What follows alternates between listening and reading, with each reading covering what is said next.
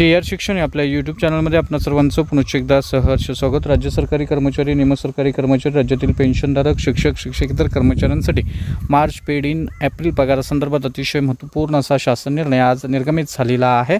अर्थात हा शासन निर्णय राज्यातील कोणत्याही विभागातील सरकारी कर्मचारी, शिक्षक, शिक्षकेतर कर्मचाऱ्यांसाठी, पेन्शनधारकांसाठी लाभदायक असणार आहे। त्यांना कसा त्याचा लाभ होणार आहे या संदर्भातील सविस्तर माहिती देणारा हा व्हिडिओ पाहण्यापूर्वी नेहमीप्रमाणे आपणा सर्वांना एकच विनंती, व्हिडिओ शेवटपर्यंत पाहावा आणि आपण जर आमच्या चॅनलवर नवीन असाल तर चॅनलला जरूर सबस्क्राइब करा, समोरील बेल आयकॉनला सुद्धा क्लिक करा, जेणेकरून महत्त्वपूर्ण शासन निर्णय, कर्मचारी, पेन्शनधारकांच्या हिताच्या महत्त्वपूर्ण अपडेट्स आपल्याला आपल्या यूट्यूब चॅनलवरती सर्वात अगोदर पाहावयास मिळतील।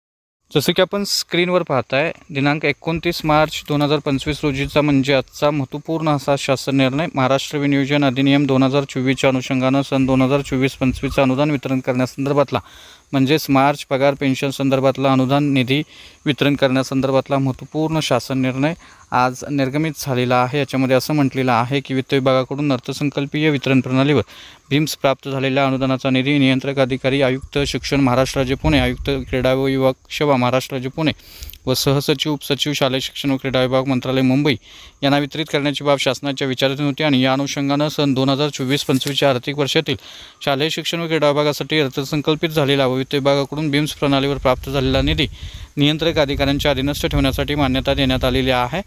सोबत लेखाशीर्ष नियंत्रक अधिकारी वितरित अनुदान जे आहे ते देण्यात आलेलं आहे। त्यामुळे निश्चितच राज्यातील शालेय शिक्षण व क्रीडा विभागाशी संबंधित असणारे जे शिक्षक, शिक्षकेतर कर्मचारी आहेत, इतर राज्य सरकारी कर्मचारी आहेत, त्यांच्यासाठी, पेन्शनधारकांसाठी हा महत्त्वपूर्ण असा शासन निर्णय आहे। त्यामुळे अर्थातच मार्चचं वेतन अनुदान जे आहे, पेन्शन संदर्भातलं अनुदान जे आहे ते वितरित करण्यात आलेलं आहे। त्यामुळे निश्चितच राज्यातील शिक्षण विभागाशी संबंधित असलेल्या कर्मचाऱ्यांचा मार्च पेड इन एप्रिल पगार पेन्शनचा मार्ग आता रिकामा झालेला आहे।